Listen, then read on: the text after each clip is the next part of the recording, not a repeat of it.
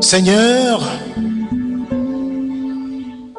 en ce jour merveilleux où nous célébrons et commémorons la venue sur cette terre de ton Fils, nous sommes heureux d'arriver à ce moment nommé où nous recevons ce que tu nous as préparé. En ce jour, tout ton peuple t'écoute. Parle, Seigneur, au nom de Jésus-Christ. Amen. Mes frères, mes sœurs bien-aimés, à tous et à toutes, bonne fête de nativité. Bonne fête de la naissance du Seigneur.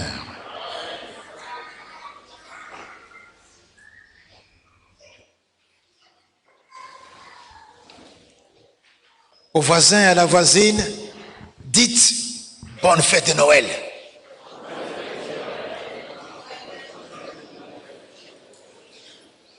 Bonne fête de Noël. Voisins, bonne fête de Noël.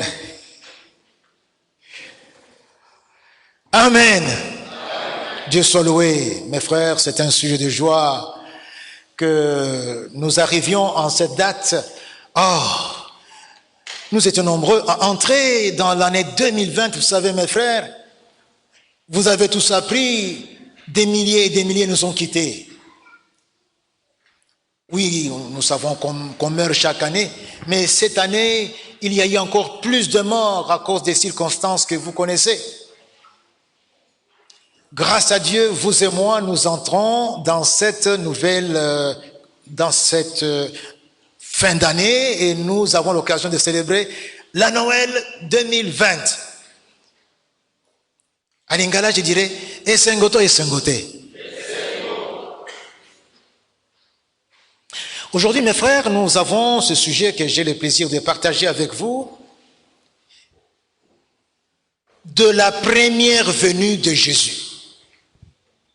De la première venue de Jésus, de Jésus-Christ. Qu'en est-il de cette première venue du Seigneur Jésus-Christ? C'est là où je vais vous demander de vous mettre debout, puisqu'on va lire deux textes des Écritures. Je demanderai même à mes frères qui sont là dehors, et je vous dis aussi à vous, joyeux Noël. Vous qui êtes dehors, joyeux Noël. Nalinginayo kamongongo nabino. Voilà ce que nous sommes ensemble, voilà. Donc, Totemi Kotanga, Michée chapitre 5, verset 2, et nous lirons aussi dans le Nouveau Testament un autre texte. Dans certaines versions, ce verset 2 est aussi le verset 1. Et donc, vous pouvez l'avoir comme verset 1, tout comme vous pourrez l'avoir comme verset 2. Michée chapitre 5, verset 2. Et toi, Bethléem Ephrata, petite entre les milliers de Juda, de toi sortira pour moi celui qui dominera sur Israël et dont l'origine remonte aux temps anciens, au jour de l'éternité. Le second texte qu'on va lire est celui de l'évangile selon Jean, au chapitre 1er, à partir du verset 1 jusqu'au verset 5, et du verset 11 jusqu'au verset 15. Je reprends Jean 1, 1 à 5, 11 à 15. Je lis au nom du Seigneur. Au commencement était la parole, et la parole était avec Dieu, et la parole était Dieu. Elle était au commencement avec Dieu. Toutes choses ont été faites par elle. Rien de ce qui a été fait n'a été fait sans elle. En elle était la vie, et la vie était la lumière des hommes. La lumière, lui, dans les ténèbres, et les ténèbres ne l'ont point reçue. Verset 11. Elle est venue chez les siens, et les siens ne l'ont point reçue. Mais à tous ceux qui l'ont reçu, à ceux qui croient en son nom, elle a donné le pouvoir de devenir enfants de Dieu, lesquels sont nés non du sang ni de la volonté de la chair, ni de la volonté de l'homme, mais de Dieu. Et la parole a été faite chair, et elle a habité parmi nous, pleine de grâce et de vérité. Et nous avons contemplé sa gloire, une gloire comme la gloire du Fils unique venu du Père. Et Jean lui a rendu témoignage et s'est écrié, c'est celui dont j'ai dit, celui qui vient après moi m'a précédé, car il était avant moi. Bien-aimés dans le Seigneur, veuillez vous mettre.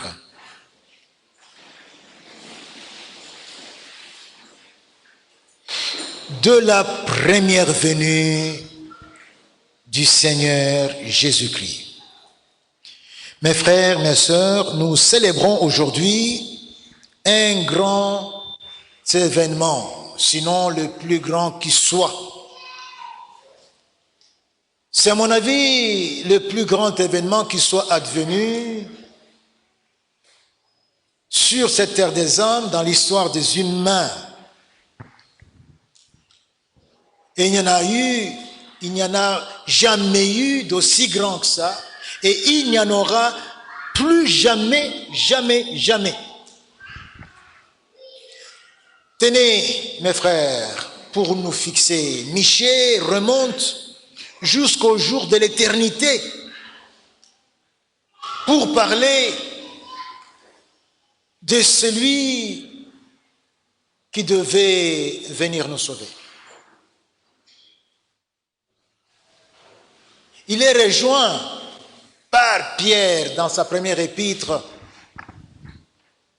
au chapitre 1er à partir du verset 18 jusqu'au verset 20.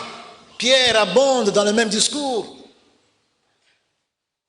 que Michée en parlant de ce grand événement. Ce n'est pas par des choses périssables, dit Pierre, par de l'argent ou de l'or, que vous avez été rachetés de la vaine manière de vivre que vous avez hérité de vos pères. Mais par le sang précieux de Christ, comme d'un agneau sans tache, sans défaut et sans tache, prédestiné avant la fondation du monde et manifesté à la fin des temps à cause de vous. Il s'agit, bien aimé, d'un événement ombilicalement central qui s'oppose et s'impose à tous.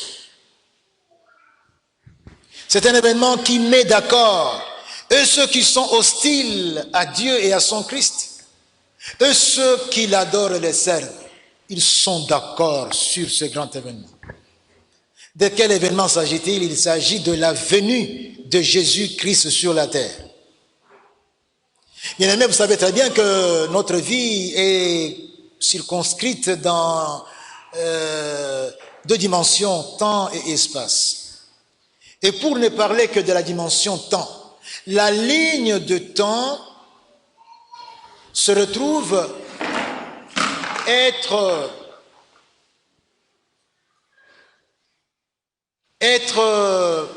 comprise, être lue, et se présente à l'homme avec ce point incontournable qu'est Jésus-Christ.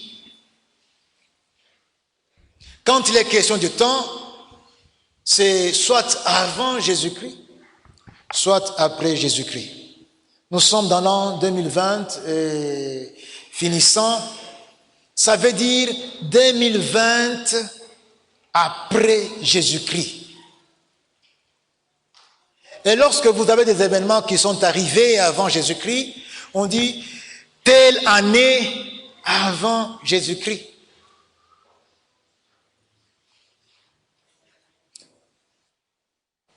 Abraham a vécu en telle année. Moïse a vécu en telle année. Isaïe, c'était au 6e siècle. Que dis-je? Au 7e siècle. avant Jésus-Christ. Darius a envahi Babylone en 539 avant Jésus-Christ, donc 539 ans avant que Christ ne vienne. Et là, nous tous, quand on dit nous sommes en 2020, que ce soit les païens ou les chrétiens, on dit la même chose. Ça voudrait dire des 120 ans après Jésus-Christ. On se réfère à lui qu'on le veuille ou pas, qu'on croit en lui ou pas.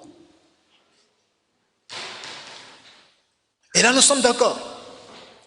C'est pour dire que Jésus-Christ est incontournable, même quand on ne le nomme pas. Autrefois, nous écrivions, par exemple, 539, Ante Christum Natum, ACN, avant la naissance de Jésus.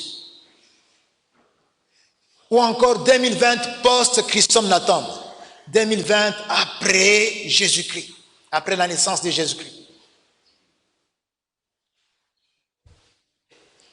C'est comme ça que les choses sont. Jésus se montrant là incontournable. Il est au centre. Il n'a pas demandé. Il ne s'est pas imposé. Et pourtant, il est là, mes frères, au centre de tout. Donc nous nous accordons tous, quant à ceux, implicitement ou explicitement, que Jésus est venu.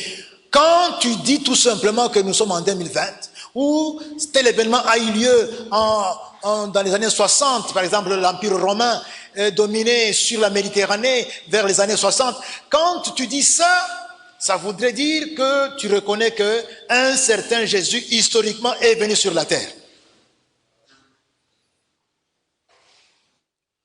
Et d'ailleurs, la venue de Jésus n'est même pas un sujet de discussion. Les historiens scientifiques les plus sérieux reconnaissent ça, qu'ils soient chrétiens ou pas. Alors, comme le disait tout à l'heure mon jeune ami Sam, que ce soit le 25 décembre où Jésus est né, que ça ne soit pas le 25 décembre, du moins Jésus est venu sur terre. Et aujourd'hui, nous célébrons la venue de Jésus sur terre. La venue de Jésus, cet événement-là, la première venue de Jésus sur terre. Alors, soulignons, mes frères, que la venue de Jésus que nous célébrons et commémorons n'est que la première. N'est que la première.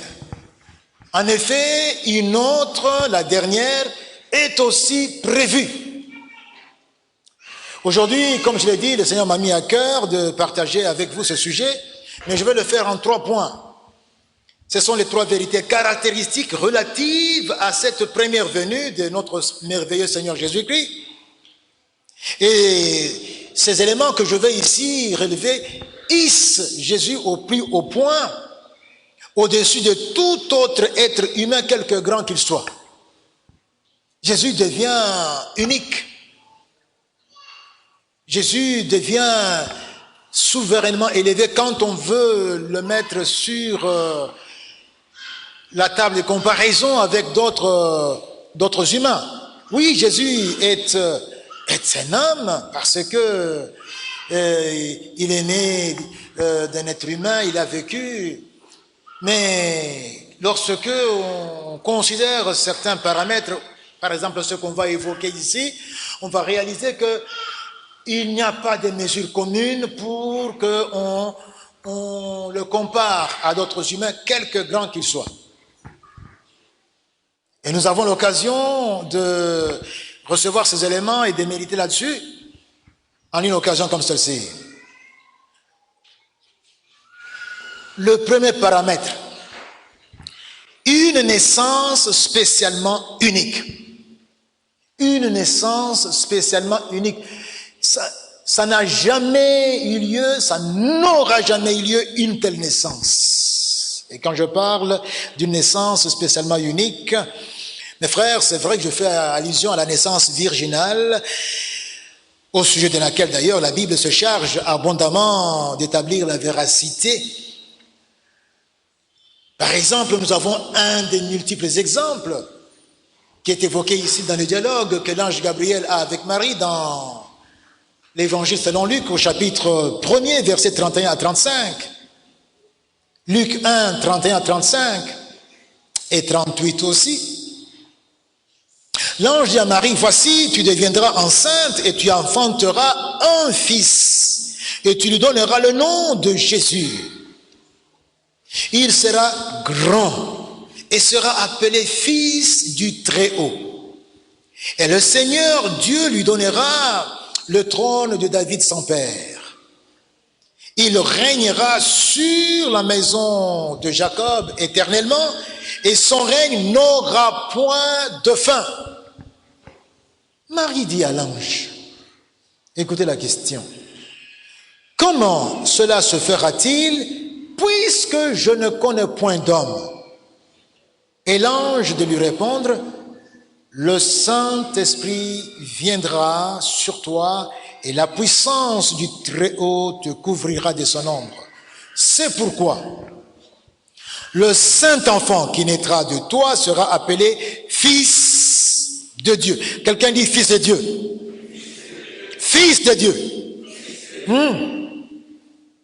Ah oui, hein? Fils de Dieu. Dieu ne commence pas quand il y a naissance de Jésus. Dieu est Dieu et il est éternel. Il sera appelé Fils de Dieu. Verset 38, Marie dit, je suis la servante du Seigneur, qu'il me soit fait selon ta parole. Et l'ange la quitta. Qu'il me soit permis, frères et sœurs, bien-aimés dans le Seigneur, de déclarer qu'aucun homme n'a connu une naissance comme celle-là. Aucun homme, aucun de ceux qui sont nés d'une femme n'a connu une naissance comme celle-là. Ce que j'aimerais dire est que par-delà cette naissance virginale, la venue de Jésus au monde est une incarnation. Une incarnation. C'est quoi l'incarnation? C'est la venue de Jésus dans la chair. Jésus s'est revêtu de la chair, de la nature humaine. Jésus,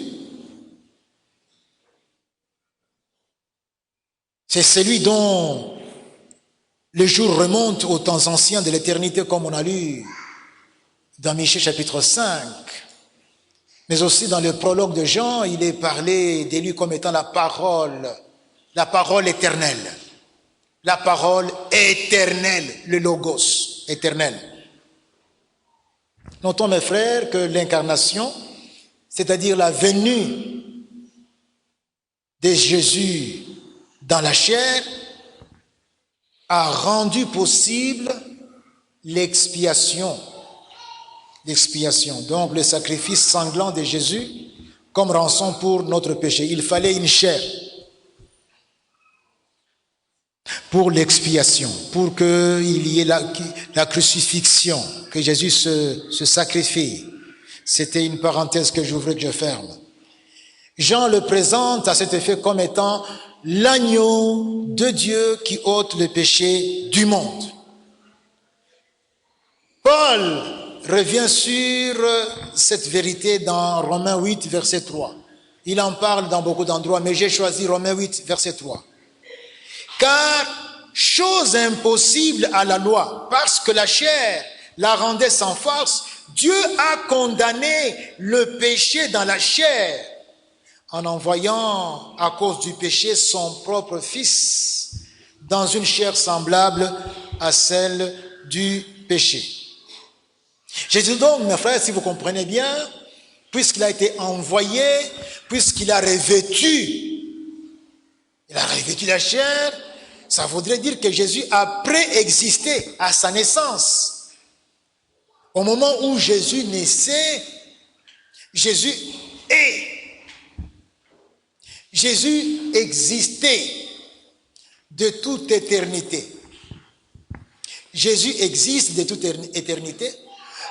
Il a préexisté à cause de ce statut d'éternel, si on peut placer la chose sur la ligne de temps, à cette naissance virginale dont il est question ici. Et cela, c'est contraire à tous les grands de ce monde que vous pouvez me citer. Citez-moi Kimbangu, citez-moi Bouddha, citez-moi Mahomet, citez-moi Krishna, citez-moi Mpadi ou je ne sais trop encore qui. Pas de naissance virginale, pas de préexistence avant leur naissance. Même ceux qui prétendent s'être réincarnés, ce n'est que des discours de distraction qui n'ont aucun fondement. D'ailleurs, on écoute Jésus parler de ces choses de sa propre bouche. Vous avez ces versets, je vais tout simplement évoquer ce qu'il déclare. Il dit, le Père m'a envoyé. Moi aussi, je vous envoie. Le Père m'a envoyé. On envoie celui qui est là, on l'envoie.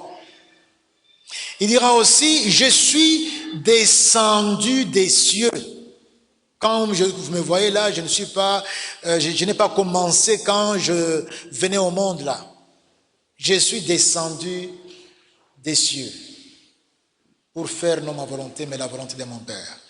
Je suis venu qu'il dit, pour chercher et sauver ceux qui sont perdus. Ceux qui sont, qui étaient perdus, je les voyais et je me suis dit, je viens les chercher et les sauver.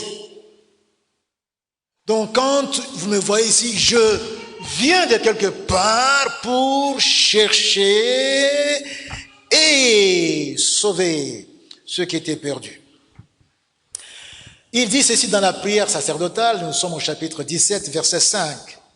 Et maintenant, Père, glorifie-moi auprès de toi-même, de la gloire que j'avais auprès de toi, la gloire que j'avais auprès de toi avant que le monde ne fût. Maintenant là, j'ai fini mon boulot sur la terre, je veux maintenant pour coiffer, pour conclure, pour poser le dernier acte, qui est l'acte fondamental de mon œuvre. Je vais maintenant mourir. Et avant cela, Jésus prie. Il dit, Père, glorifie-moi de la gloire que j'avais auprès de toi avant que le monde ne fût. Ici, Jésus est en train de nous faire comprendre qu'il existe avant sa naissance. Je vais encore citer un texte de Paul. Nous sommes dans l'épître de Paul aux Philippiens, chapitre 2, versets 5 à 7. Jésus-Christ, existant en forme de Dieu, n'a point regardé comme une proie à arracher d'être égal à Dieu. Il existait en forme de Dieu. Il ne s'est pas accroché à cette égalité avec Dieu comme une proie qu'il fallait absolument arracher.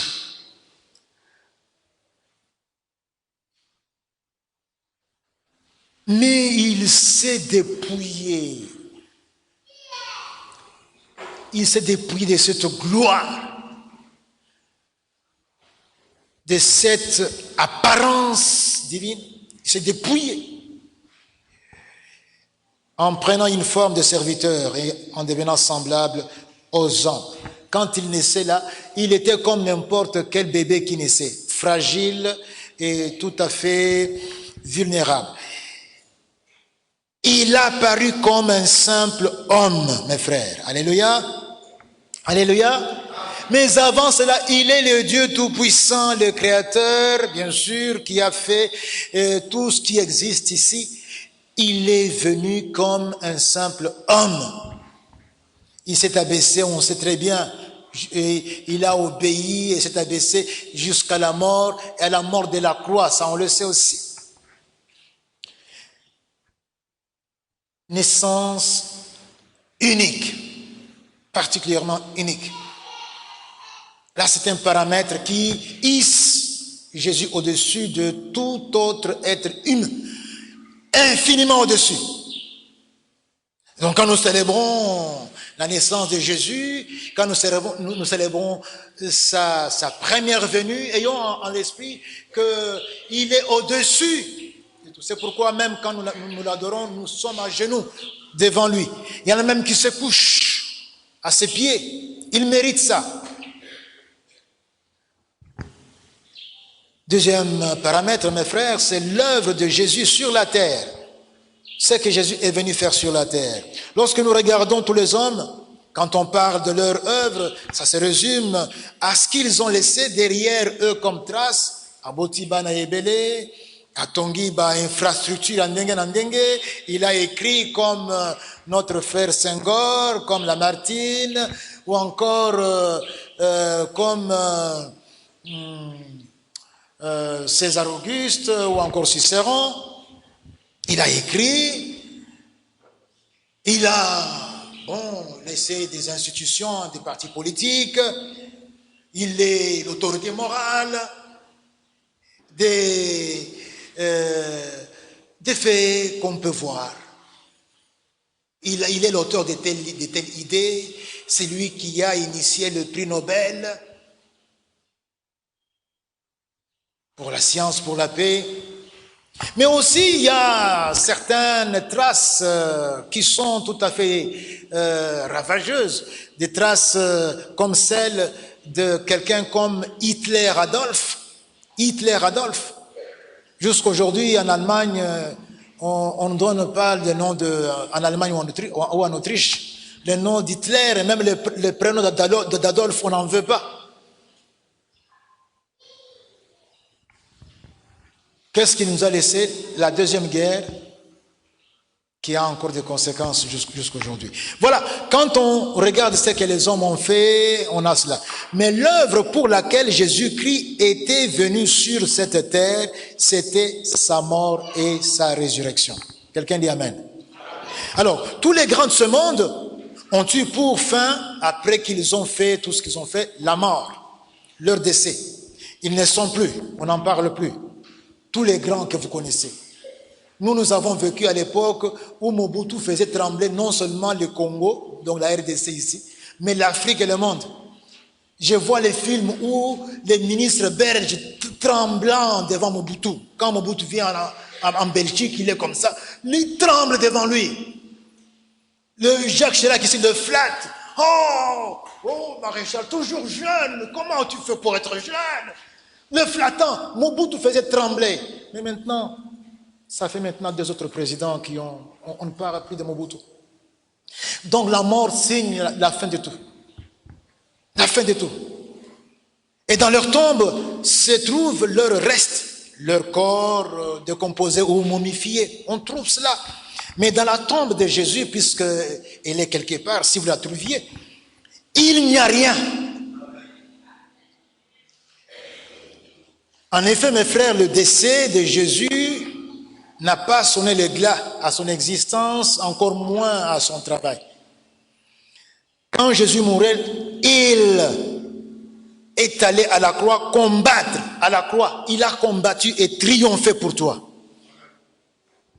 Et c'est à la croix que le diable a été définitivement vaincu, comme nous lisons dans Colossiens chapitre 2, versets 14 et 15.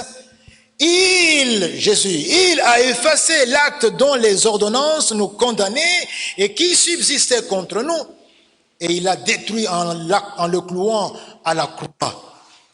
Il a dépouillé les dominations, les autorités et les a livrées publiquement en spectacle en triomphant d'elles par la croix. Jésus a accompli cette belle œuvre. C'est à la croix qu'il triomphait de Satan. Alléluia. C'est pourquoi Satan n'aime pas la croix. C'est pourquoi on n'aime pas. D'ailleurs, Satan même présente la croix d'une façon plutôt odieuse, avec les bras qui tombent, renversés.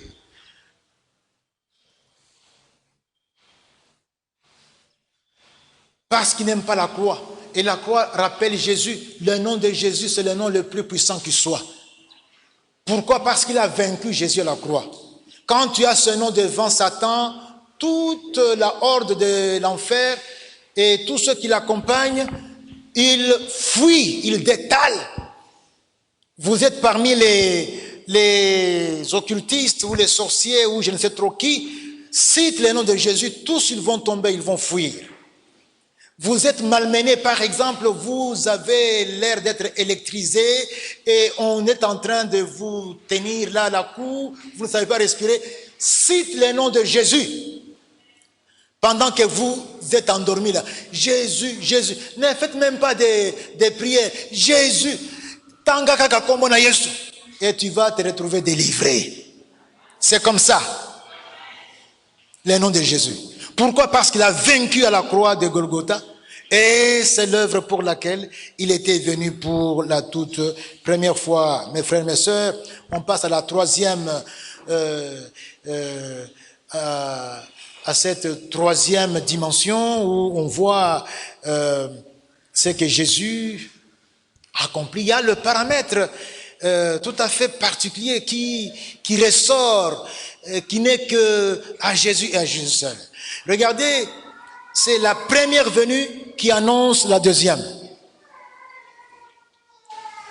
Si vous lisez l'Ancien Testament, on présente Jésus sur un registre où il est tout faiblard, où il est sacrifié, où il est en situation de service presque asservi. Mais il y a aussi un autre registre où on le présente en roi, triomphant. C'est pour ceux qui sont dans l'Ancien Testament, c'était une difficulté. Entre les deux, c'est comme un tableau où on présente deux montagnes, mais on voit comme s'ils étaient rattachés, mais entre les deux, il y a une vallée. Mais comme c'est sur un tableau, on voit tout sur cette dimension plate. Dans le Nouveau Testament, nous savons maintenant que Jésus est venu en humble serviteur, mais il va maintenant revenir en roi de gloire. Nous savons ça maintenant. Alors, ça, ce n'est que Jésus et Jésus seul. La première venue annonce la deuxième. Nous avons la deuxième venue, et qui est la toute dernière, c'est la venue de grand et ultime dénouement. Mais la différence avec d'autres hommes que nous connaissons, c'est que ils sont nés, ils sont morts, mais ils vont revenir à la vie pour comparaître et rendre compte devant Jésus. Daniel dit dans Daniel 12, versets 1 à 3, « En ce temps-là se lèvera Michaël, le grand chef et le défenseur des enfants de ton peuple. Ce sera une époque de détresse, telle qu'il n'y en a point eu de semblable depuis que les nations existent jusqu'à cette époque. En ce temps-là, ceux de ton peuple qui seront trouvés inscrits dans le livre seront sauvés. » Est-ce que je parle à quelqu'un qui est inscrit dans le livre de vie? Tu seras sauvé. Plusieurs de ceux qui dorment dans la poussière de la terre se réveilleront, les uns pour la vie éternelle, les autres pour l'opprobre, pour la honte éternelle. Dans quel camp tu seras? Dans le camp de la vie éternelle avec Jésus ou dans la honte éternelle, dans l'opprobre? Ceux qui auront été intelligents brilleront comme la splendeur du ciel. L'intelligence, la sagesse, c'est la crainte de Dieu. Et ceux qui auront enseigné la justice en plus de l'intelligence, ceux qui auront enseigné la justice à la multitude, brilleront comme les étoiles, à toujours et à perpétuité. Est-ce que vous comprenez la différence qu'il y a? Regardez-moi le firmament. Vous le voyez, il brille. Mais quand il y a les étoiles, elles se distinguent. On sait voir qu'il y a une étoile, comme le soleil est une étoile. Elle apparaît. Comme l'étoile soleil apparaît. Vous serez des produits remarquables lorsque Dieu va vous récompenser. Dites Amen, s'il vous plaît.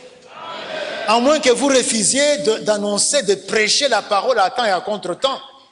Mais nous avons accepté de le faire, oui ou non? Ah ben, nous serons des produits remarquables. Nous serons des étoiles, nous serons des stars. Quelqu'un dit Amen? Amen. Ça, c'est une bonne nouvelle ou bien une mauvaise nouvelle? Eh bien, si c'est une bonne nouvelle, pourquoi vous restez triste? C'est une bonne nouvelle. Il n'y a qu'à le faire. Vous prêchez, donc vous serez star. Quand Jésus va revenir. Donc il y a la deuxième venue. Ainsi, mes frères, nous vivons alors sous-tendu entre cette première venue et la dernière venue de notre Seigneur et Sauveur Jésus-Christ. Toute l'humanité est concernée, tous les hommes, ceux qui croient en Dieu ou bien ceux qui ne croient pas en lui. Nous sommes tous concernés. Nous sommes dans cette tension. Nous sommes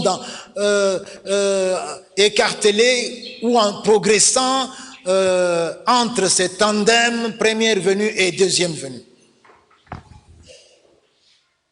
Nous sommes là. Et qu'on le veuille ou pas, mes frères, que vous le croyez ou pas, tout genou fléchira devant Jésus. Moi et vous là, pour fléchir notre genou devant Jésus, c'est pas un problème. On le fait, on dit, Seigneur, c'est toi que Dieu a élevé, c'est toi qui m'as sauvé. Je suis à tes pieds pour te rendre grâce. Sois élevé, sois magnifié, mon Sauveur. Sans toi, je ne suis rien. Grâce à toi, je suis aujourd'hui membre de la famille de Dieu. Je vais le faire facilement. Mais il y en a qui vont refuser, mais que la gloire de Jésus va obliger de se mettre à genoux. Satan avec tous ses agents et compagnie vont être à genoux, qu'ils le veuillent ou pas, devant Jésus-Christ. Nous, on sera à genoux en train de glorifier, à l'aise, d'adorer. Mais eux seront là à genoux, obligés de mordre la poussière devant Jésus. Alléluia. Amen. Alors, ce sont mes frères, avec toute distraction, et que chacun, pour sa part, mes frères, ce livre, merci. Et que chacun, c'est pour cela qu'il faut me trouver mon micro oreiller. Hein? Alors, ce sont avec toute distraction. Ce sont. Chacun doit, pour sa part, se livrer à l'œuvre de Dieu. Notre salut en dépend. Mes frères, je vais conclure. Nous célébrons la naissance de Jésus aujourd'hui, sa venue, sa première venue.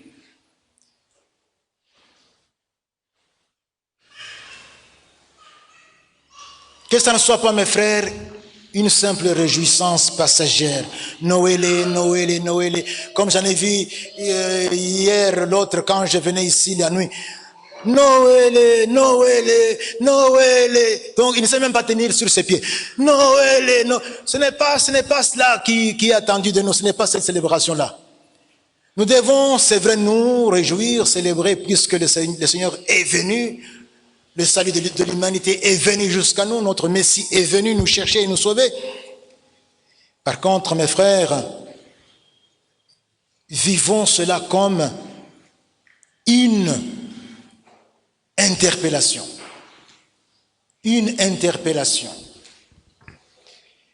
La question, quand viendra celui dont je célèbre la première venue, où est-ce que je serai? Qu'en sera-t-il de moi? Je serai dans la honte éternelle, dans l'opprobre, ou je serai dans la vie éternelle, dans la gloire éternelle avec lui?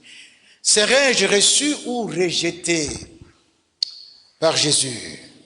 Nous avons lu dans Jean ici que la parole a été faite chair, elle a habité parmi nous. Mais nous avons aussi lu qu'elle est venue chez les siens et les siens ne l'ont point reçue. Qu'en est-il de toi? As-tu reçu la parole de Dieu, la parole éternelle? As-tu reçu?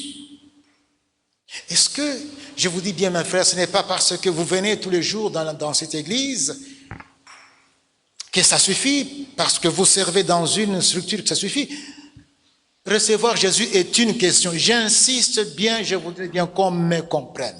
C'est une question entre toi et Jésus. Entre toi, as-tu dit à Jésus, Seigneur Jésus, c'est vrai, j'ai vécu dans une famille chrétienne, depuis mon enfance, je viens toujours avec mes parents à l'église, mais je voudrais, d'une façon tout à fait personnelle, te dire d'entrer dans ma vie et d'être mon Seigneur et mon Sauveur. C'est important que la chose là soit claire, qu'il n'y ait pas de doute. Et tu sauras dire à Jésus qu'un certain 25 décembre 2020, je l'ai dit, je te l'ai dit, Seigneur. Et comme tu ne fais d'acception de personne, je sais que tu es dans ma vie. Que ça soit clair. Tu ne perds rien, tu n'as que tout à gagner. Et c'est l'occasion, mes frères, voyez-vous, n'est-ce pas? L'occasion aujourd'hui de prendre une telle décision. Et quand vous voyez que vous avez pas, aucun débouille, ozongaboy, makambo, kakandenge, ozaki, kulula, kosilika, koswana, kotricher, koiba, ça peut bien être la preuve que Jésus n'est pas en toi, ou il est plus que temps que tu renouvelles ton engagement à le laisser conduire ta vie. À le laisser conduire ta vie.